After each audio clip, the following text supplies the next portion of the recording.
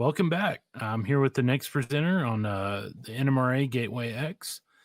Our next presenter is Jim Kline. He's the member of the Nutmeg Division NMRA since 2013, secretary of the Farmington Valley Railway Society, and board member of the Canton Historical Museum. He's a retired training supervisor for Honeywell Fire Systems, models in HO, and his home layout is undergoing preliminary right-of-way leasing talks. So take it away, Jim. Thank you very much. Yeah, the leasing talks aren't going so well, so we'll see how that works out. But anyway, all right, we're going to run a short video here. Won't take too long. And essentially what I'm going to do is describe to you what is happening here. And as you can see, we have a crossing signal. We've got a strobe going off in the background, an arc welder happening right there next to the guy that's trying to shield himself, etc. There's all sorts of animations happening, and it's all being done with a component called a neopixel. A neopixel is a smart LED, and you're able to do everything on a single wire. In other words, the neopixels are wired up one after the other in daisy chain fashion. And it allows you to do all sorts of things. You can adjust the intensity of the light. You can adjust the color. You can make timings such as you're seeing here to simulate occupation of a particular room. The timings that you're seeing here are operating very, very quickly. I sped it up so that it could be illustrated, but there are all sorts of effects that you can do with the neopixel. It's being driven by an Arduino, and it could be driven by other things, but for my particular situation over to Farmington Valley Railway Society, we decided to use the Arduino, and I'll get into that in just a few slides here. One of the neat things, we have a harbor scene, and you're able to make a breathable light, so to speak, like you see on a lighthouse. Geez, I can't think. It's getting late in the evening. Anyway, hello and welcome. My name is Jim Kline, and today we're going to discuss how to use neopixels to illuminate model railroad structures. You might recognize this logo of the New York, New Haven, and Hartford Railroad. I'm the secretary of the Farmington Valley Railway Society, and we model what was once part of the New Haven line circa 1900 and shamelessly adapted the New York, New Haven, and Hartford logo for our own. The Farmington Valley Railway Society Club is located in the Canton Historical Museum's building in Collinsville, Connecticut. We design, constructed, and maintain a diorama for the museum that depicts the town of Collinsville during the peak of the Collins Axe Company. On the right is the crown, arm, and hammer logo, which was the Collins Axe Company logo. The triple trestle bridge that you see in the photograph crossed the mill pond formed when the Collins Axe Company placed a dam across the Farmington River to provide water power to operate the machinery. Today, only the piers of the bridge remain after the bridge was washed away during the 1955 flood. The Collins Axe Company ceased operation in the mid-60s, but most of the company buildings remain to this day. All right, so what's up with this? When I retired, my wife and I downsized, excuse me, and since nothing is ever perfect when you move, it was decided that the kitchen cabinets needed to be lighted. We looked at various options and nothing suited me. I don't particularly care for fluorescence, and I'm very concerned for the halogen hockey puck style because of the heat that they generate. My wife and I looked at LED strips, but at the time the cost seemed way too high. I'm cheap to begin with. So I started surfing the web and stumbled on a model railroad YouTube video that another railroad club put together showing how they illuminated the structures on their layout. That club is the Oklahoma Model Railroad Association, and their website homepage is pictured here. In the upper left corner, I placed the YouTube link that's not normally on their splash page or their homepage, as you see it here. That doesn't belong, but I wanted to provide you the link for that particular video. It takes about 18 or 19 minutes, and you'll see this link again at the end of this clinic. What attracted me to the NeoPixel concept is that a NeoPixel can produce different colors of light, as seen here. This Walther Station front portico has a patriotic lighting scheme, red, white, and blue. What makes the NeoPixel even more attractive to use is that if it is later decided that that front portico should be lighted different with a different color, it's not necessary to physically remove those LEDs. A simple program change is all that is required. Here's a tip. If you're going to be lighting the interiors of your building, and especially if you're going to have a scene inside, make certain that as you're constructing your models, you exercise caution. You don't want glue, paint, or other substances on the window glazing, spoiling the effect. The camera does indeed see everything. And another point is to check for unwanted light leakage. Notice that the two side door thresholds are showing a narrow gap and light is leaking out from underneath the doors. A small piece of styrene cut to the proper length and glued inside should do the trick. As you'll see later, the roof of this station lifts off and we can easily gain access into the interior. This is a view of that same station at the rear passenger platforms. Note the different shades or tone of the color output of the lights. The station interior has a very harsh industrial effect, while the station platforms are much more subdued and softer. Again, this is a function of how the NeoPixels are programmed. All the NeoPixels shown here are the same part number. There's not different NeoPixels scattered throughout the wiring here. It's all the same identical part number. The changing in light or the differences in light is all done through programming. Another benefit when using NeoPixels is their low profile. They fit discreetly under this passenger platform. The columns of the roofs were used as wire chases to route the wires to the underside of the table. A little point of interest, the roofs were built using O-scale boxcar roofs, and the columns were constructed out of brass. In addition to the Collinsville diorama in the front of the museum, the Farmington Valley Railway Society has a freelance club layout circa 1950 to 1970 or thereabouts of New England. And that's to the rear of the museum diorama. This train station is part of the freelance layout, train station that we just looked at. Shown here is a stake body truck with a front end suspension problem parked alongside a loading dock at a factory in the Shopeville industrial section of our layout. Notice the factory windows and roof over the loading dock area. The factory building in the background has NeoPixels installed as well, and each floor is set up on a random schedule to turn that floor's lighting on and off to simulate activity. A comparison of the same scene, but with the dock lighting changed to higher intensity. Notice how the light creates a realistic shadow on the pavement of the truck stakes. I was experimenting with different light levels of the layout room's lighting to see what effect it had on the visitor experience and how a camera would react to that level of light. As I mentioned earlier, the layout is in a public space, and we can't reduce the room light appreciably out of safety concerns for the visiting public. This then makes it necessary to have the structure lighting fairly bright. The higher the intensity of the room's lights, the more intense you need to make your layout lights in order for the effect to come across. This photo was taken just before we finished the ground cover. It's not meant to depict snow, even though it is a New England scene. The Shopeville industrial section is shown. Dramatic effects are possible, such as the car barn in the center white building, where I installed 2 NeoPixels in the car shed. The loading docks at ground level on the left and at trackside on the right illustrates the ability to make very nice changes as well. Now, for an off-topic question, this deals with op sessions.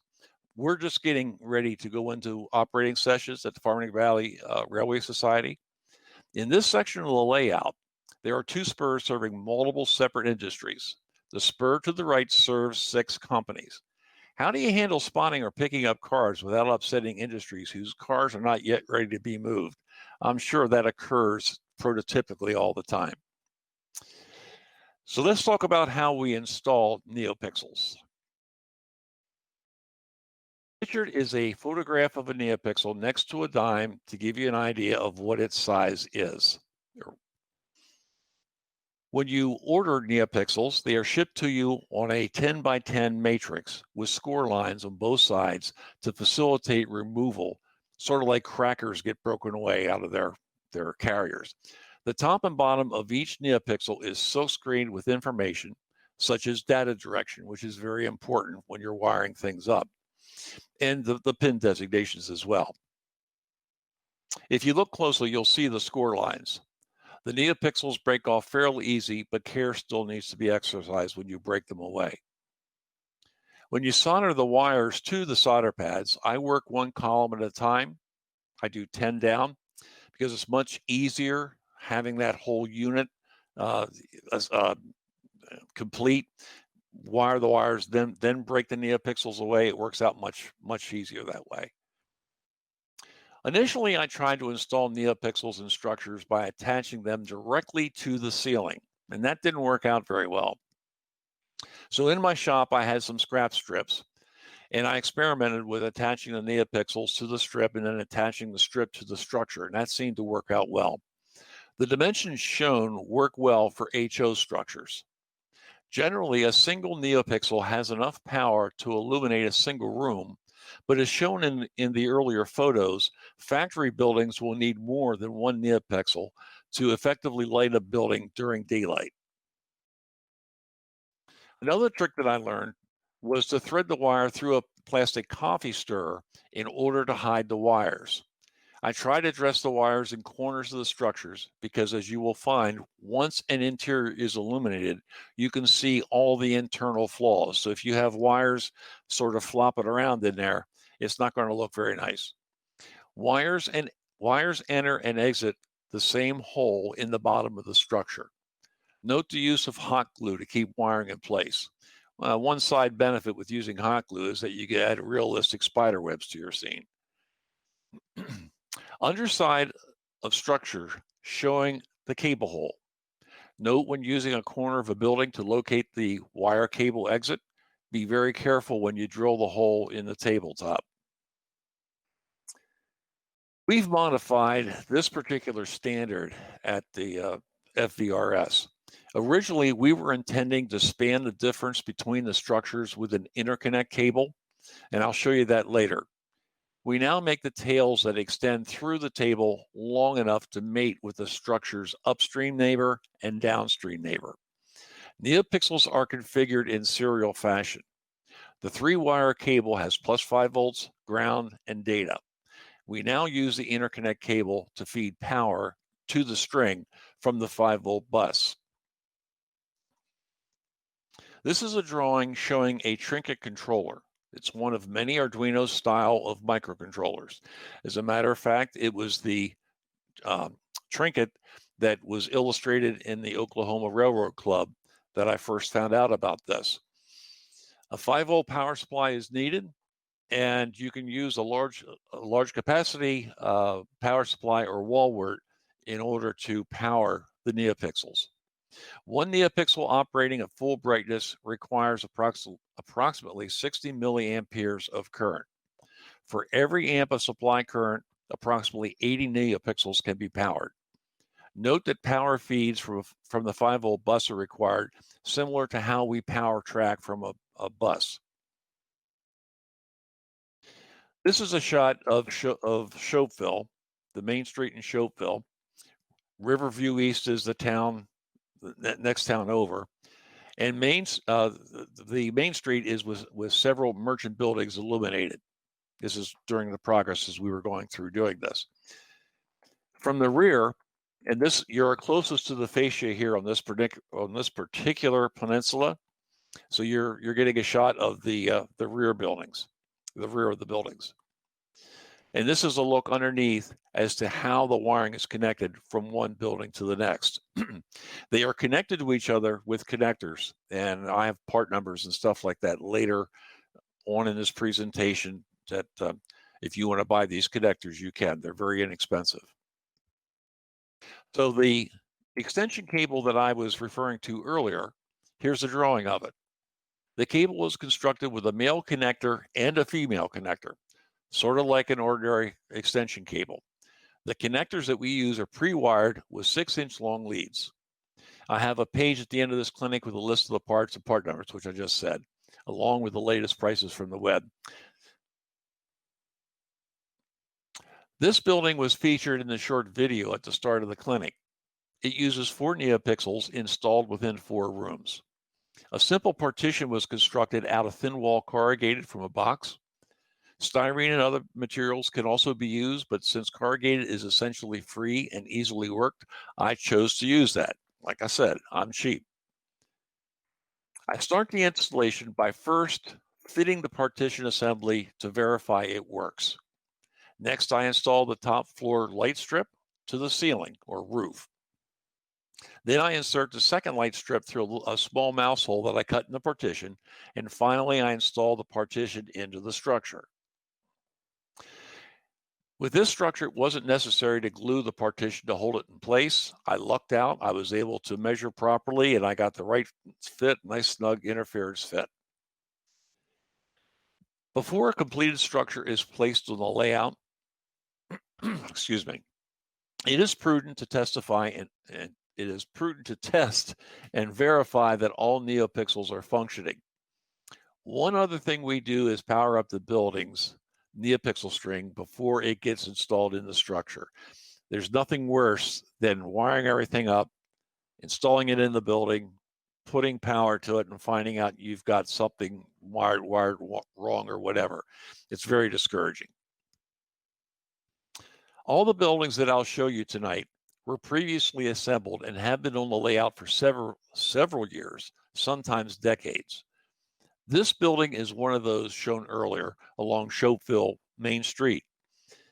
When I removed it from the layout, it literally fell apart in 2 halves, as seen here. The glue had dried out. So one of the first things that you need to do is inspect the structures for deficiencies.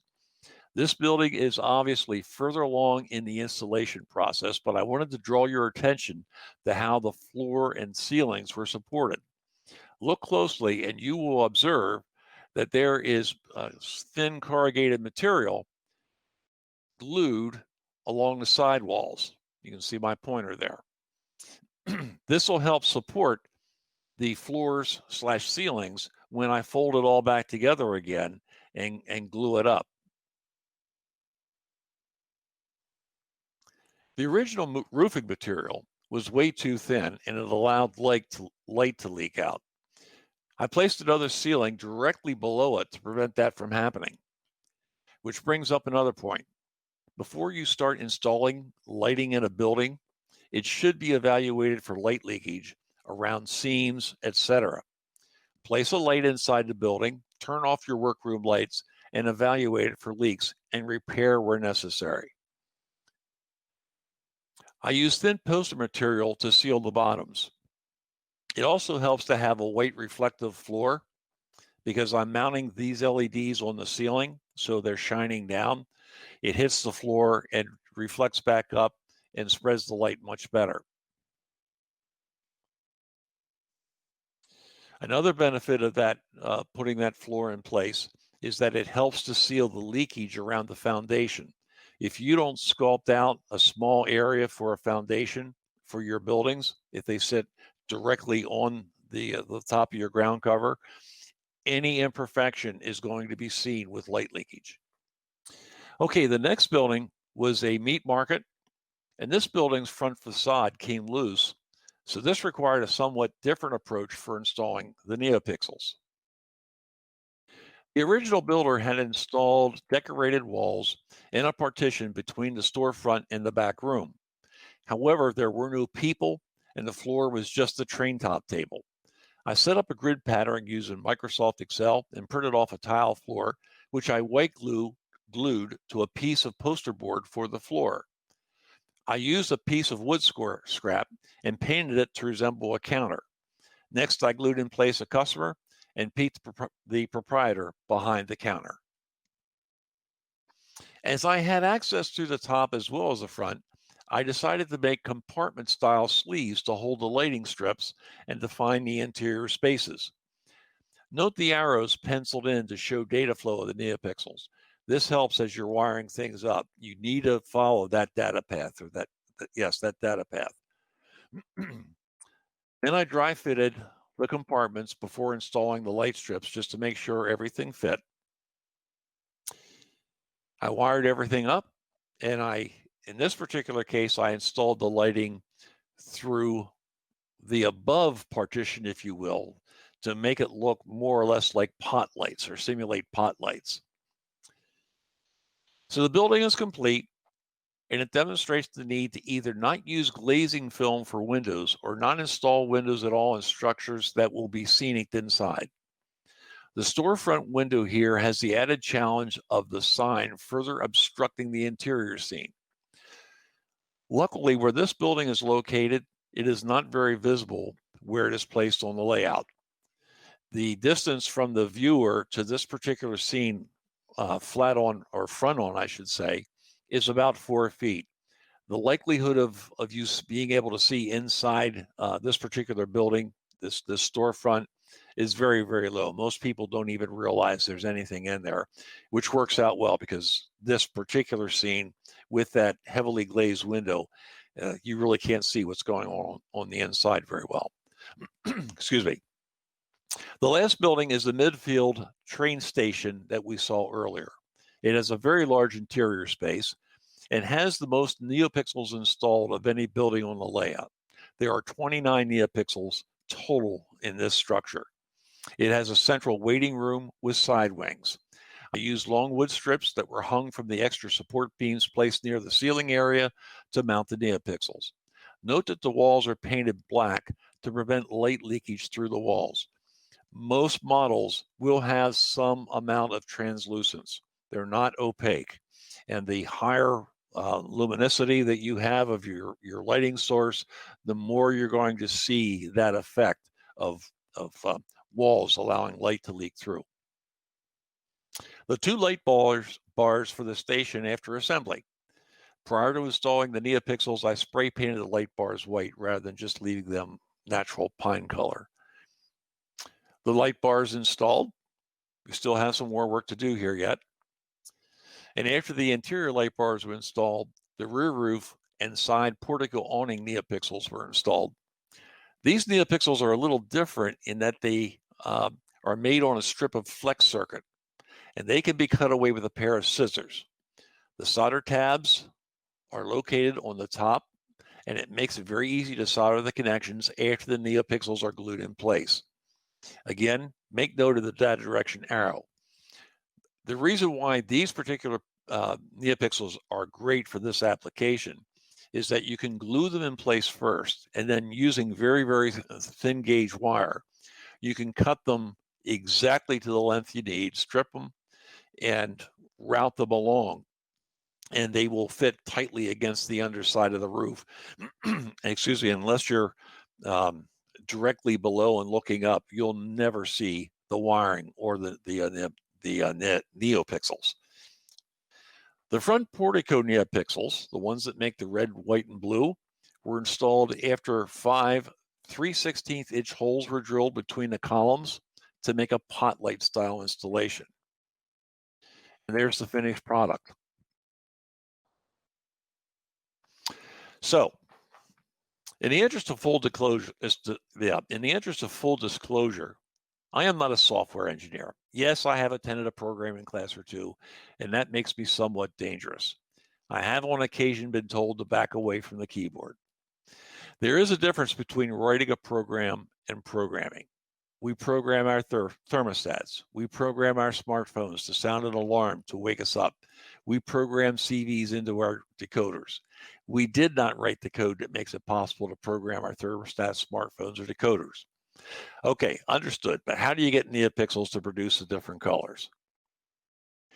Neopixel is 3 LEDs in one package. In addition, inside each neopixel is a controller, which receives brightness information from a microcontroller such as an Arduino. There is a red, green, and blue LED in each neopixel package, and by mixing the intensities, brightness, of the 3 LEDs, you can create over 60,000 different colors.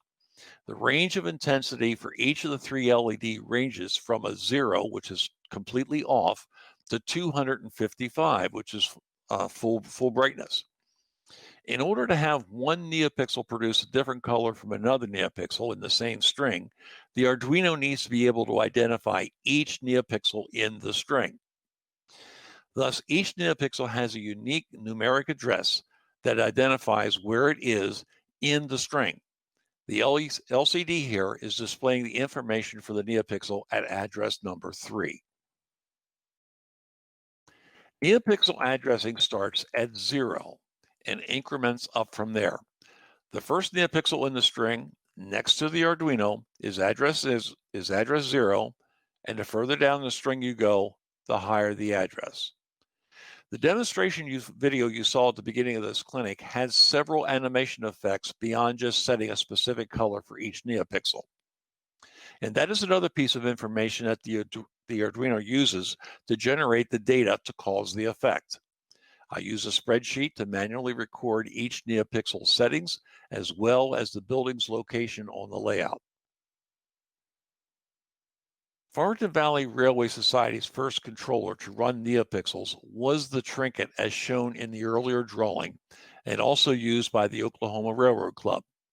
While the Trinket is small and it is limited in what it can do, specifically if it became necessary to change the color of a neopixel, I would need to hook up the Trinket to a computer, open up the sketch, change whatever I needed to in the sketch, and then re-download the sketch into the neopixel, into the Trinket, and that was a bit cumbersome. In its current form, the controller can program a string of 250 neopixels, the controller you're seeing here. They do not need to be programmed one after the other by the user. If I know the address of the neopixel I want to change, the keyboard will allow me to bypass all the other addresses and program that one particular neopixel. Once I'm finished, I save the settings to non-volatile memory. To make the program effort easier and user-friendly, I set up a larger unit using a Metro Mini from Adafruit Industries and is similar in functionality to a Nudo. In a self-contained console with LCD screen and controls as seen here, the color of the neopixel and its animation type are easily changed right at the layout. Also, if an addition is made to the string, it requires no programming expertise other than being able to use this keyboard console.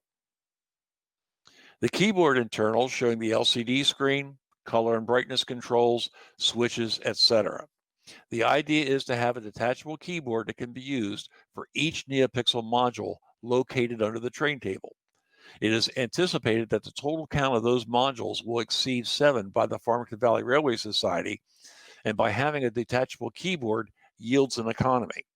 We do have that many buildings. We're anticipating installing somewhere between 1,500 and 2,000 neopixels by the time we're totally finished our project. The Metro Mini that is installed in this module base will be located under the train table.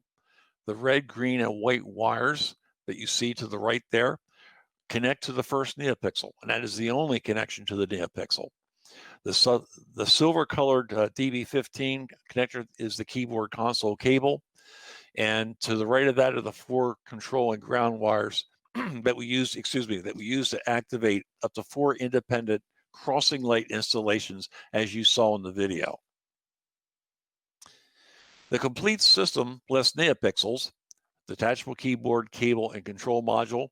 In the back there, near the oscilloscope, you can see the next module that I'm was getting ready to wire up. I need to make 7 of these. Yeah, but suppose I want to write my own program. Well, that's a good question. Let's start with what I like to call the barroom napkin method of design. No, we're not going to write a program to launch a space shuttle. Rather, let's examine a crossing gate and its lights and what would be needed to program them to operate. In the Arduino world, a program is referred to as a sketch.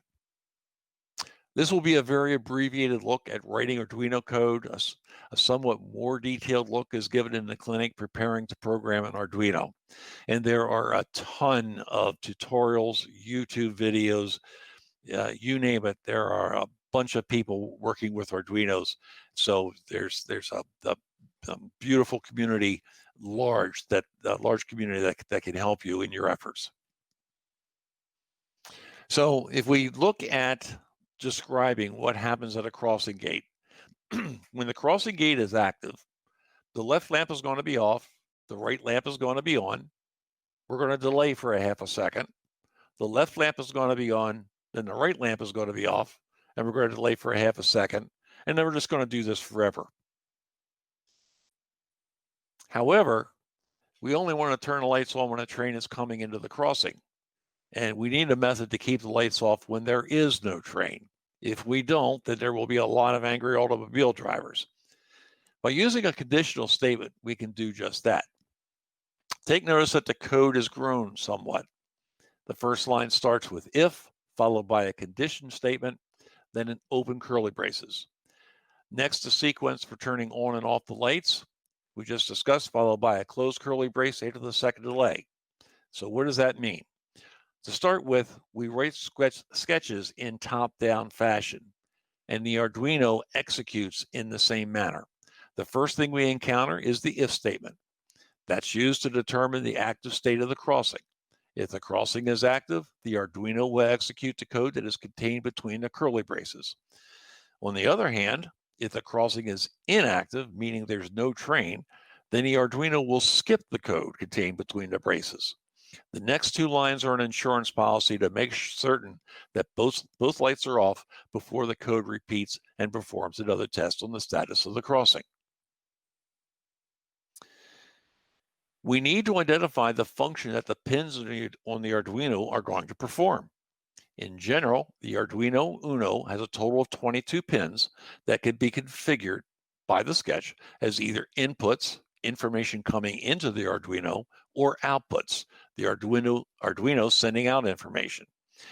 There are actually other functions for the pins, but the basics of the 22 pins are input, output. Lucky for us, we only need to define the pins that we will be using and not worry about any unused pins. There is an external signal coming from an occupancy detector that tells the Arduino when a train is in the crossing area, which will be configured as an input. The left lamp and the right lamp will each need to have an individual pin configured as an output. By using defines, a descriptive word can be assigned to a number. This word assignment makes it easier to read a sketch rather than having to remember what a pin number stands for. Next, the pin is configured as an input or an output as required by our code. So the sketch here is almost complete, but it's not quite ready for download to the Arduino. In order to write and download a sketch to the Arduino, a compiler is required to take the human readable code that we just created and convert it to Arduino readable code. The mechanism for that is called an IDE, which stands for Integrated Development Environment. And it is provided free with the Arduino programming software. In the example, there are 3 sections to the IDE. The top section is where defines, libraries, etc. are placed. Next down is the setup area, where the sketch identifies specifics about pins and variables. Finally is the loop area, where the main body of the code resides, and that's where we'll put our pseudocode. The setup area executes one time, but the loop continuously runs or repeats until a sketch is reset or the Arduino is powered down. At the bottom of the screen is an information area that indicates a successful compile and advises how much program space has been consumed by the program, as well as other attributes. Also, if there are any problems during the compile process, this area will attempt to provide information on the cause of the problem. For example, improper capitalization. This particular sketch can now be downloaded to the Arduino using a simple USB cable connected to your computer and connected to the Arduino. This sketch is simple. It helps to have a schematic of the hardware hookup that is being implemented. As the complexity of the tasks grow, a schematic becomes invaluable. So we only have 3 pins that we're using here out of the 22 possible. It's fairly easy to just remember this stuff and not worry about making a drawing. But I strongly advise that you make a drawing for yourself, even if it's a hand sketch. It doesn't have to be done up, in formal fashion, but make a sketch so you know what's going on, what your pin selections are. It'll help. Throughout this discussion on programming, we used individual pins on the Arduino to activate the right and left crossing lamps using the standard red LEDs, but this is a clinic on NeoPixels. As stated earlier, NeoPixels are connected in series, which means we only need one pin on the Arduino to act as a data output pin to communicate with a string of NeoPixels. Additionally, a NeoPixel library is required within the sketch that provides the Arduino with a proper NeoPixel communication format. NeoPixels receive their data much the same way an old-time bucket brigade transported buckets of water down a serial line of volunteers to get water to a fire. Granted, this is an oversimplification and not exactly correct, but helps to illustrate the point as to how the NeoPixels actually receive their individual data. So what you're looking at here is the syntax, as you've heard, of how you set up to talk to or communicate to an individual NeoPixel. It's required that you have pixel.setPixelColor. That's the way the code is written for the NeoPixel library. After you open the parenthesis, that 0 digit is actually the address place. So we're showing right now address 0 will be the very first NeoPixel. And then the colors in the NeoPixel will be red, green, blue. In this particular case, because 255 is full bright, we have a full bright red, a full bright green, and a full bright blue, which will yield the color white. If we decided not to include blue and instead of 255 make the blue LED 0, then you would have red and green on it full bright, which would be more or less yellow. I hedge on that because I'm part of that 20% group of the males in this world that suffer from color blindness. So certain things are a little difficult for me to identify for color. So when it comes for me to say what a particular color is, I defer to my wife. Anyway, this is a side-by-side comparison of the two different sketches.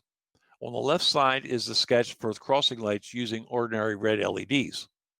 On the right side is the same sketch, but using NeoPixels. Notice how similar they look and that each sketch follows our original pseudocode example. There are some additional items at the top of the program for NeoPixels, specifically the NeoPixel library. And again, these libraries, everything out there is there. It's free. So you go to various places, whether it's GitHub, Adafruit Industries. That's the one I'm using for these NeoPixels. It's the NeoPixel program, or excuse me, the library from Adafruit, and they have a separate website. They're also up on GitHub. So anyway, you need these specific items for the library, as a for instance, and in order for your code to be able to work. NeoPixels will not work unless you have this library. And as you look at the NeoPixel side, the right-hand side here, we had to identify what our output pin would be. That's going to be pin 13. We're defining how many pixels are going to be in our string. Now, to keep it simple or less complex, I only chose 2 NeoPixels to be our entire string. That number could be 250. And as a matter of fact, on that console I showed you, that's the number of pixels for that console, 250. Next down is where the Adafruit NeoPixel library defines the things and the order, the syntax order of how the address and the intensity information for each one of the 3 pixels is arranged. We then have where we're defining the text version of the numbers. Crossing is still 12, as we outlined before, and we're going to have left light as a 1 and a right light as a 0. We go ahead and set up the input, and then we tell the NeoPixel library to begin. Pixels.begin is part of that library, and it says, now, okay, we're going to start communicating to these NeoPixels. We can get down into the loop, and same thing applies. Train crosses, when the crossing switch closes from that occupancy detector, we then start, and we will make sure that we don't have any pixels on the left light illuminated, or that pixel will not be illuminated, but the right light will. And the only thing that we are programming for that NeoPixel on the right is the red LED at full 255. We delay for 500 milliseconds, which is a half a second. We then go ahead and we turn the left light on and the right light off. Wait another 500 milliseconds. We drop down into this insurance policy area that I spoke of earlier. We make sure both of these LEDs are off, and then we flip back up to the top and repeat. So, taking the next step. The concept for the Arduino is that of a learning platform. It's a very robust tool that will allow the beginner to experiment with the different aspects of writing a program that meet a desired outcome. It is actually more than a code learning device. It will also force the student to consider non-software mechanical items as well. Now, time for a challenge. Consider this. In addition to the lights flashing at the crossing when a train approaches, we already have that covered. How about installing an operating gate that lowers and then raises? What else needs to be added to the crossing gate sketch in order to operate the gate's lowering and raising mechanism? Assume that the motor is a DC motor and that there are upper and lower limit switches to prevent the motor from overdriving the gate in either direction. Also, what about the opposing traffic? What about their signal gate? Can it all be accomplished with a single Arduino Uno? For example, are there enough I/O pins to accomplish the task? So as you can see, you can build on these things and really start developing your horizons. The cost of entry into the world of controllers is relatively modest. There are so many potential ideas that are waiting to come to life, and for $23, you can get a genuine Arduino. There are some knockoffs out there that are at a cheaper price, and I've used them both, and so far, knock on wood, haven't had any issues.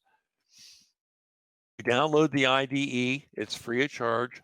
You go out to Arduino, and you will be able to download for the various platforms as you see here. It's not just Windows, it's also Mac you can download for. Here are the Kuhlmann NeoPixels that we use at the Farmington Valley Railway Society, and they come in a matrix, as I said before, a 10 by 10. There's the part number, and as you see, and I just pulled these screenshots earlier this week as I was finishing out this clinic. That was this week, $16. So it's 16 cents a piece. Now, granted, you're going to have to wire them up and things like that, but that's a very, very inexpensive LED. I remember back when I was first starting in electronics, a red LED was over $1.50 just by itself. That goes back a long, long time. Now, I had mentioned about there at the Walters train station that I flipped over. We had the alcove area and the roofs, et cetera, that were outside sheltering the passengers as they went out to the platforms. That there was a different type of NeoPixel that I was using, and that's this strip. As a matter of fact, this is the strip that I bought to install underneath the cabinets for the kitchen cabinets. You can cut these to length. You can cut them by individual, by 2s, 3s, 20s, whatever. This particular one, it's 5 meters, a little over 16 feet, and there are 300 neopixels on this flexible circuit. It comes on a reel. The 3-pin female-male pair that I was showing you how we connected between structures. Again, $11 buys you 50 of these. 50 pair of these are already set up with pigtails.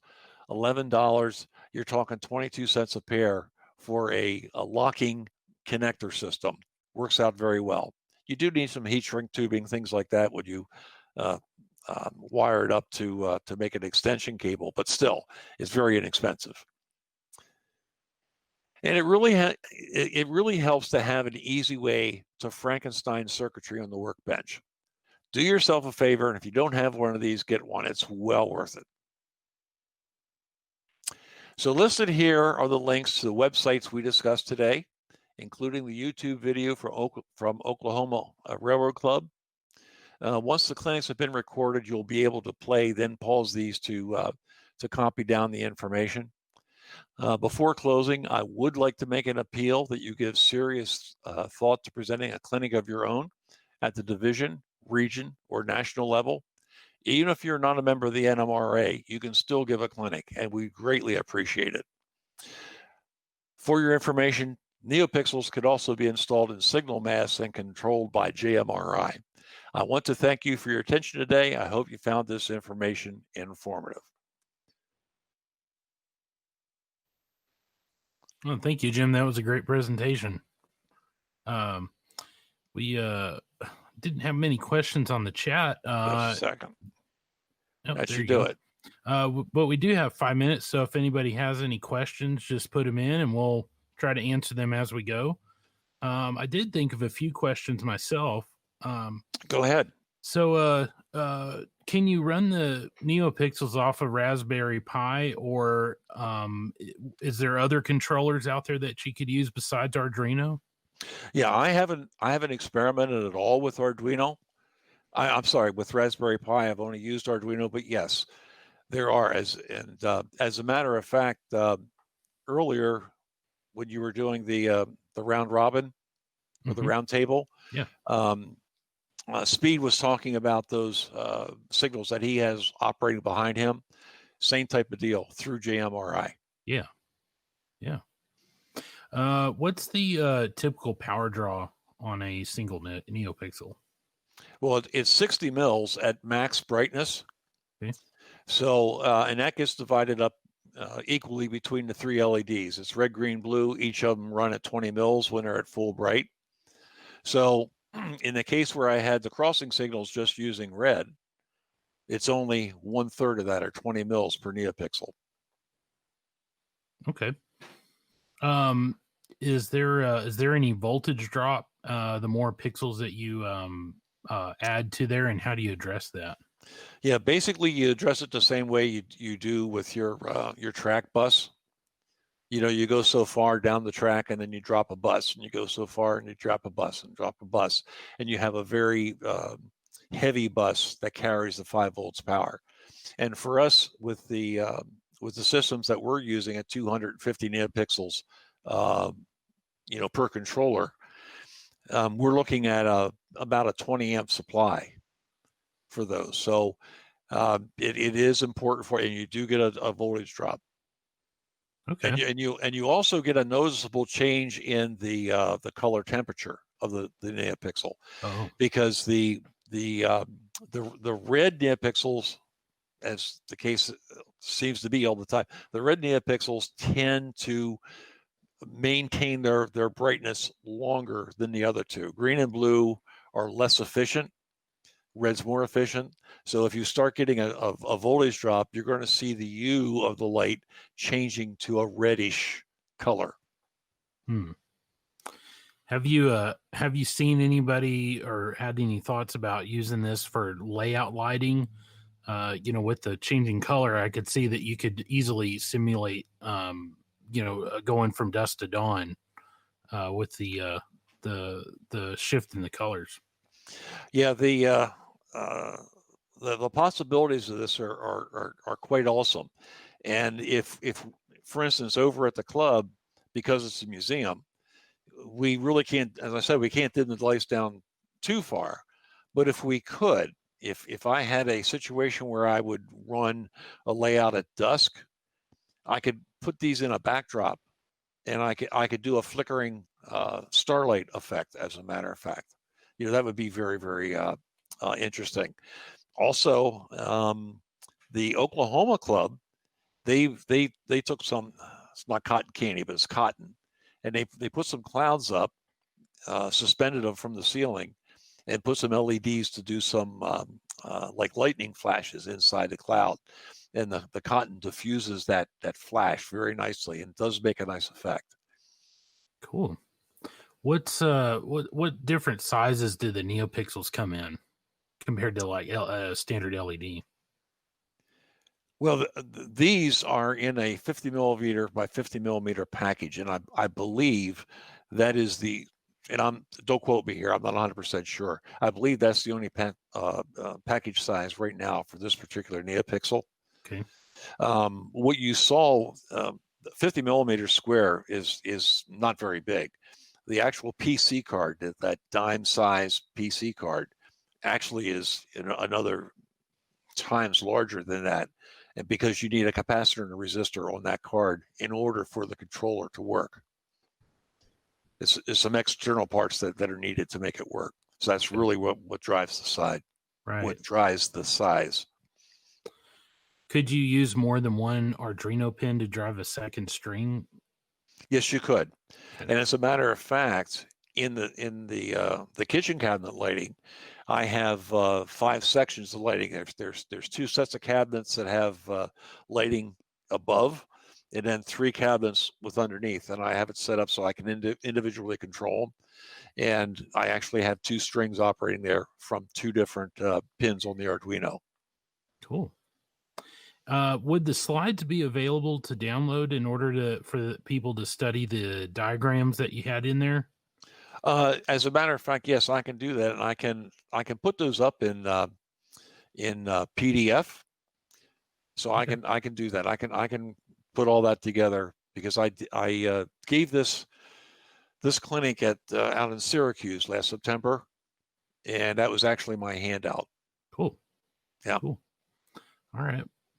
Well, that'll conclude this hour of the Gateway or NMRA Gateway X, and we appreciate you, Jim, having coming on and sharing with us NeoPixels. So, well, it was my pleasure, and again, you guys are doing a great job here, in spite of the glitches that we all know have happened. But this is really a great program that you're doing. It's coming out awesome. So thank you very much for the offer. Yeah.